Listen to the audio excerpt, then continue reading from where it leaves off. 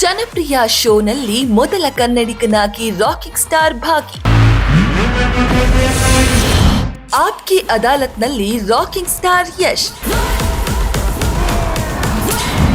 ದಿಗ್ಗಜರು ಏರಿದ ಕಟಕಟಿಯಲ್ಲಿ ಯಶ್ಗೆ ವಿಶೇಷ ಸ್ಥಾನ.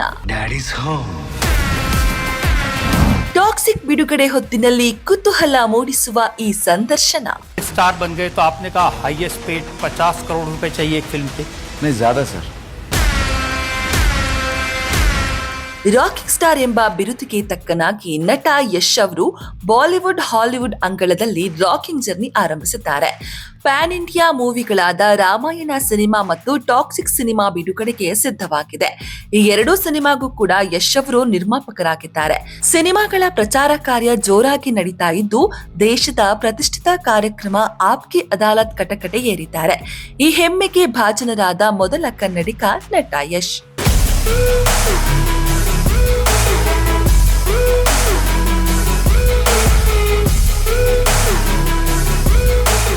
ಕೆಜಿಎಫ್ ಸರಣಿ ಸಿನಿಮಾಗಳ ಮೂಲಕ ಭಾರತೀಯ ಚಿತ್ರರಂಗದಲ್ಲೇ ಹೊಸ ಸಂಚಲನ ಸೃಷ್ಟಿಸಿದ್ದ ನಟ ಯಶ್ ಇದೀಗ ಮತ್ತೊಂದು ಅಪರೂಪದ ಹಾಗೂ ಐತಿಹಾಸಿಕ ಮೈಲಿಗಲ್ಲನ್ನ ತಮ್ಮದಾಗಿಸಿಕೊಂಡಿದ್ದಾರೆ.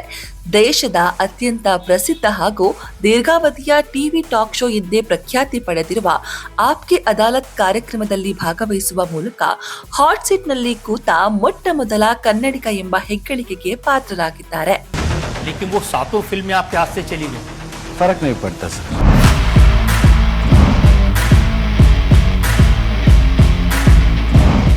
ಹಿರಿಯ ಪತ್ರಕರ್ತ ರಜತ್ ಶರ್ಮಾ ನಡೆಸಿಕೊಡುವ ಆಪ್ಕಿ ಅದಾಲತ್ ಕಳೆದ 3 ದಶಕಗಳಿಂದಲೂ ಕೂಡ ದೇಶದ ಅತ್ಯಂತ ಪ್ರಭಾವಿ ವ್ಯಕ್ತಿಗಳು ಮಾತ್ರವೇ ಈ ಹಾಟ್ ಸೀಟ್ ನಲ್ಲಿ ನಿಂತು ಕಠಿಣ ಪ್ರಶ್ನೆಗಳನ್ನ ಎದುರಿಸಿದ್ದಾರೆ. ಪ್ರಧಾನಮಂತ್ರಿ ನರೇಂದ್ರ ಮೋದಿ, ಮಾಜಿ ಪ್ರಧಾನಿ ಅಟಲ್ ಬಿಹಾರಿ ವಾಜಪೇಯಿ ಅವರಂತಹ ಖ್ಯಾತ ರಾಜಕಾರಣಿಗಳು, ಬಾಲಿವುಡ್ ಬಾದ್ಶಾ ಶಾರುಖ್ ಖಾನ್, ಸಲ್ಮಾನ್ ಖಾನ್, ಅಮಿತಾಬ್ ಬಚ್ಚನ್ ಅವರಂತಹ ಸೂಪರ್ ಸ್ಟಾರ್ಗಳು ಕುಳಿತ ಅದೇ ಈ ಚೇರ್ನಲ್ಲಿ ಇದೀಗ ಕನ್ನಡದ ಯಶ್ ಗಂಭೀರವಾಗಿ ಕಟ್ಟುಮಸ್ತಾಗಿ ಕುಳಿತು ಉತ್ತರ ನೀಡಿದ್ದಾರೆ.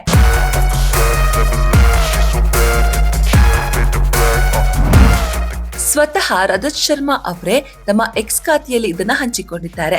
ಯಶ್ ಜೊತೆಗಿನ ಹಾಟ್ ಸೆಟ್ ಫೋಟೋ ಶೇರ್ ಮಾಡಿ, ಈ ವ್ಯಕ್ತಿ ಯಾರು? ಒಂದು ಕಾಲದಲ್ಲಿ ದಿನಕ್ಕೆ 2 ಹೊತ್ತಿನ ಊಟಕ್ಕೂ ಪರದಾಡುತ್ತಿದ್ದ ಈತ ಈಗ ಕೋಟ್ಯಾಂತರ ರೂಪಾಯಿ ಸಂಪಾದಿಸುತ್ತಿದ್ದಾರೆ. ಕಟಕಟಿಯಲ್ಲಿ ಕುಳಿತಿರುವವರು ಯಾರು?